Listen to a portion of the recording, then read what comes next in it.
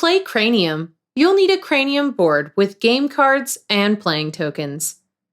Gather at least 4 players and divide them up into 2 or more teams, with at least 2 players on each team. Ask each team to select a playing token to represent their team and place it on the board. The player whose birthday is closest gets to start the game. Their team will draw a card from any one of the 4 card boxes and complete the activity on the card.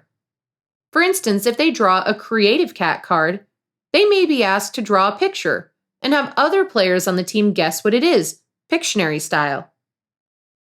Or if they draw a Data Head card, then a player on the team must answer a trivia question. Word Worm cards have word-related activities like word scrambles, while Star Performer cards involve doing some kind of performance, such as imitating a famous person and having the other players guess who it is. Use the timer that comes with the game to time each activity. If the time runs out before the activity is completed, the team loses that round. If the card has a Club Cranium symbol on it, all of the other teams have to join in.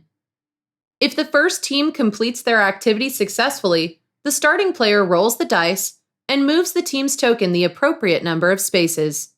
Otherwise, their turn passes to the next team and they don't get to move.